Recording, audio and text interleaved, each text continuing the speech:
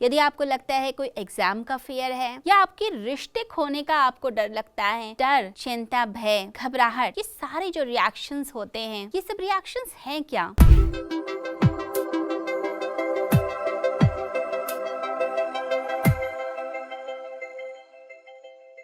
तो ये डर क्या करता है? ये डर आपको पीछे की तरफ खींच रहा होता है। यदि आपको लगता है कि आपकी कोई बीमारी है जिसके कारण आप डर रहे हैं, आपको कोई लॉन्ग टर्म चिंता है जिसके कारण बहुत ज़्यादा भय आपके अंदर आ रहा है, यदि आपको लगता है कोई एग्ज़ाम का फियर है या आपके रिश्ते खोने का आपको डर लगता है, या आपको लगता है कि कोई प्रियजन मुझसे बिछड़ ना जाए, मेरे माता पिता कहीं मुझसे दूर ना हो जाएं, कोई और व्यक्ति मुझसे दूर ना हो जाए, अगर इस तरीके का डर आपके अंदर लगातार बना रहा है, तो इसका मतलब है कि यह जो लेक्चर मैं आज आपको बता रही हूँ, बातें समझा रही हूँ, ये सारी बातें आप ही के लिए हैं। तो डर, चिंता, भय, घबराहट, ये सारे जो रिएक्शंस होते हैं, ये सब रिएक्शंस हैं क्या? चलिए आज हम समझते हैं कि भय है क्या। भय एक तरीके का बचाव है, एक ऐसा रिएक्शन है हमारे इमोशंस का, हमारे इंटरनल इमोशनल सिस्टम का हिस्सा है। ये हमें बचाता है कि कुछ अनिष्ट ना हो जाए, कुछ बुरा ना हो जाए, कुछ बुरे होने की जो आशंका होती है उससे ये हमें बचाता है। कोई व्यक्ति अगर छत पे खड़ा हुआ है, कोई बच्चा खड़ा हुआ है, तो आप उस बच्चे के लिए चिंतित होते हैं, आप उसे डराते हैं, बेटा जरा दूर हो जाना, कहीं गिर मत जाना। आप गाड़ी चला रहे होते हैं, आपको लगता है कि जरा संभल के गाड़ी चलाना, अभी आपने गाड़ी चलाना सीखा है। तो वो जो डर होता है, वो डर एक तरीके का बचाव होता है कि आप अपने आप को संभाल पाएं। कहीं आग लगी हुई है और किसी बच्चे को पता ही नहीं है कि आग में हाथ नहीं डालना, तो आप उसे कहते हैं बेटा आग में हाथ मत डालना, नहीं तो जल जाएगा। वो जो डर है वो बचाव कर रहा होता है।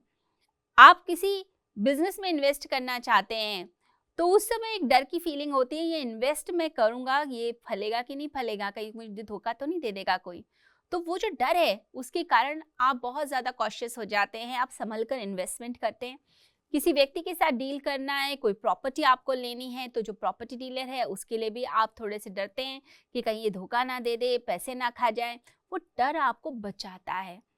परंतु यही डर जब ओवर हो जाता है, ये आपको वश में करने लग जाता है, आपको आपके काम ही नहीं करने देता। अगर आप इतना डर जाएंगे कि मैं इन्वेस्ट कर दूंगा तो बुरा ना हो जाए, फिर आप इन्वेस्ट ही नहीं करेंगे।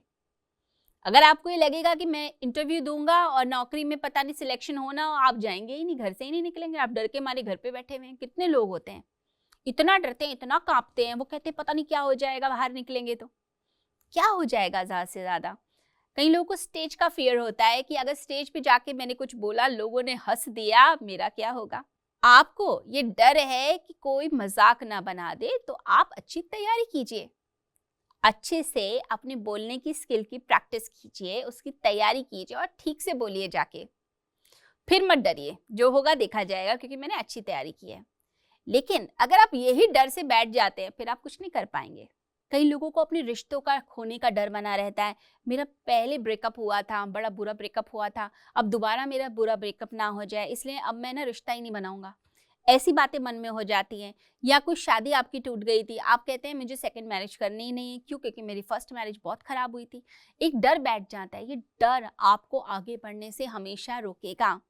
देखिए, दो चीजें हैं जो साथ चलती हैं। जैसे हमारे दो हाथ होते हैं, पक्षी के दो पंख होते हैं, बिल्कुल वैसे ही हमारी जिंदगी में दो चीजें होती हैं। एक होता है प्यार और एक होता है डर।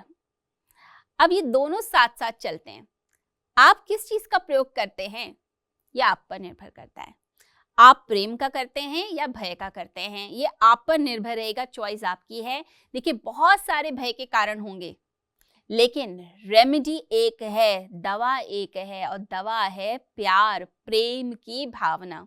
मैं यहाँ पर यह नहीं कह रही हूँ कि आप घमंड में आ जाएं या आप ईगो में रहें कि मैं ही बेस्ट हूँ, दूसरा तो कुछ भी नहीं है। नहीं, यहाँ ये बात नहीं मैं कर रही।